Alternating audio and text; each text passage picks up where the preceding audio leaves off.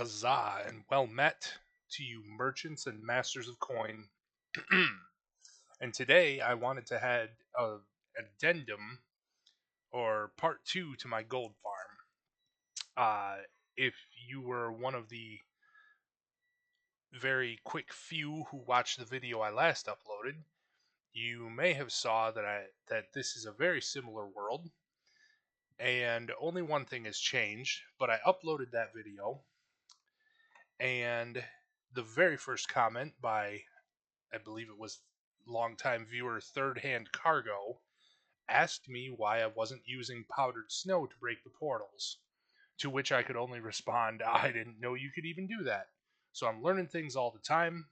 It actually helps with these portals because our water collection system under here was being disrupted by the water being used by our dispensers.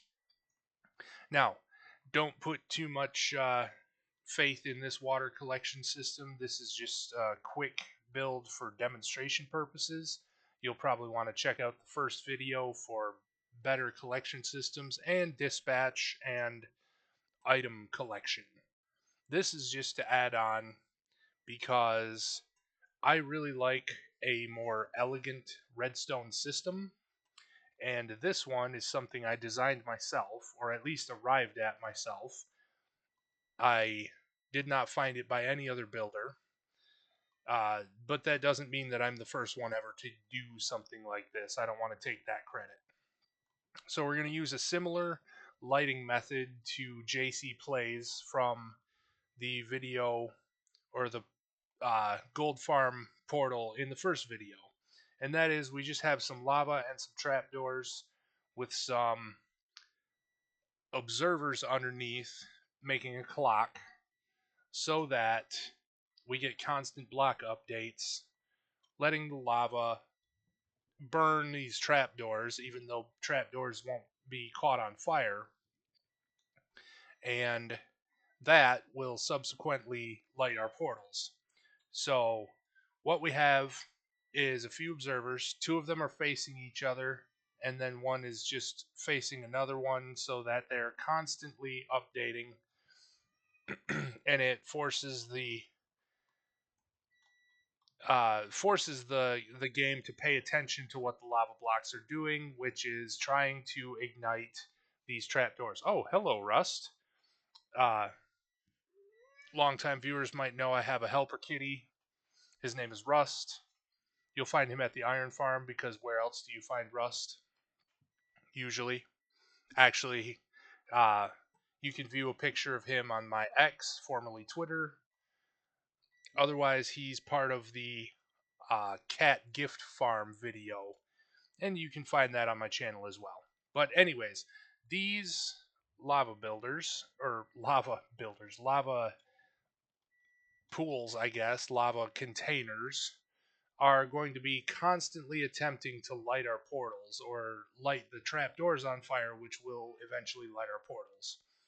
And then I've designed this little contraption here based around a unique feature of the redstone lamp to give ourselves an automatic shut off for our portals. So as the lava continues to just light, every time the portal lights up, our observers here will notice that and shut them down. So a couple of things to note first. As you see here, you can use one lava pool or one lava cup here to light up two different portals. And we'll talk about the maximum number of portals in a minute, but it's very easy to just build this between two portals at 23 blocks by 23 blocks, giving you the largest portal that can be attained in Minecraft. And as I said, every time that our portal lights up, we have an observer here, an observer observing that observer. So it sees the portal light up, it sends a signal. This observer notices that signal, powers our redstone lamp. These must be built on the negative side of the portal. So as you'll see if you watch our coordinates here, you'll see as we go this way, our negative z coordinate, or our z coordinate that is a negative number, is getting closer to 0, which means that is our positive side. Or, I'm sorry, as we move away from the portal on this side, it is getting closer to 0. So that is our positive side of the portal, which means our other side is obviously the negative side of the portal. The only reason I've built these is so that we can do this on the x coordinate as well. You'll see that our x coordinate is in the negative, and as we move this way, it is getting closer to 0, meaning this is also our positive side. Once you get into positive numbers, as they get farther away from 0, that's your positive side. And as they get closer to 0, that's your negative side. But that's just some math work. So you'll want to build these on the negative side of your portal.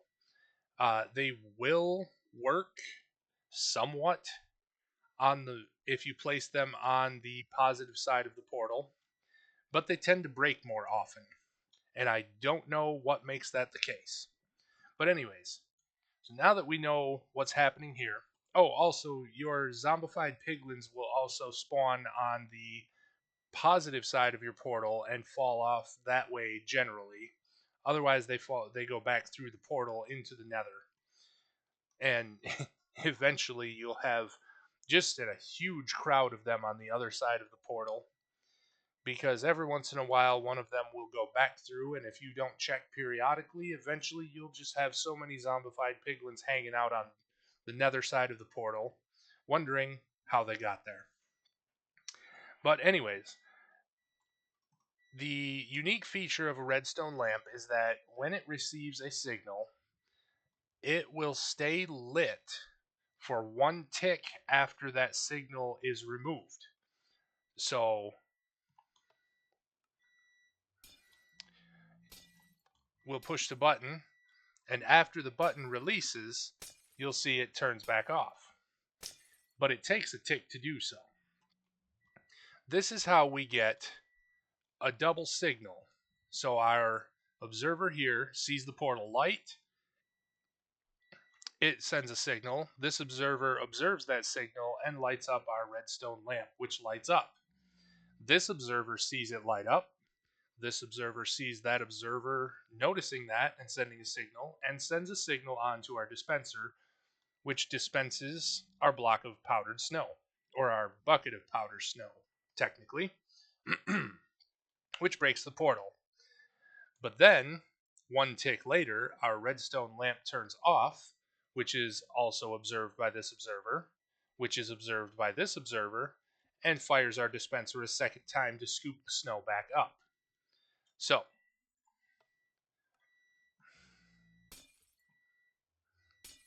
you'll see the snow is placed out and immediately scooped back up by our dispenser, breaking the portal. And as you can see, we already have a big old pile of zombified piglins coming at us.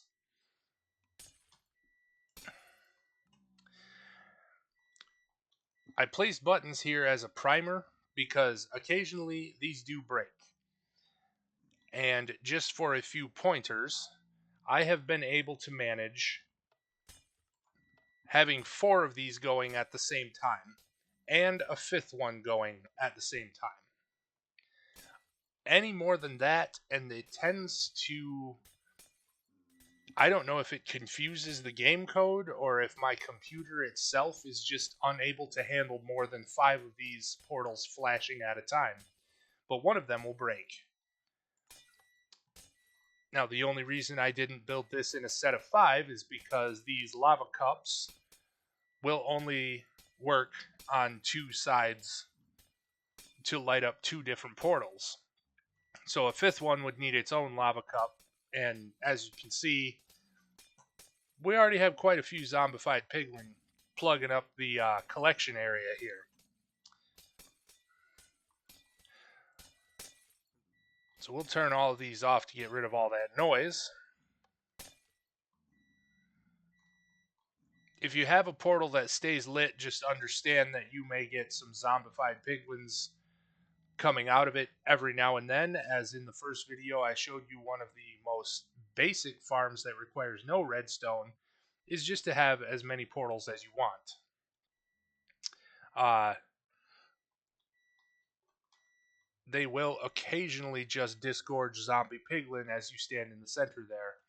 Uh, Disregard the slime. If you build this in a slime block, you might get something like that, but this is also a creative world, so you know, you might end up with slime occasionally. One of my viewers did ask for a world download on that, and I am working on such a thing. I'm going to put this one up as a world download. What we're looking at over here is a iron farm that I intend to share with you in the future sometime as a live stream in my survival world. But that is forthcoming when I have some extra time on a weekend that isn't eaten up by work.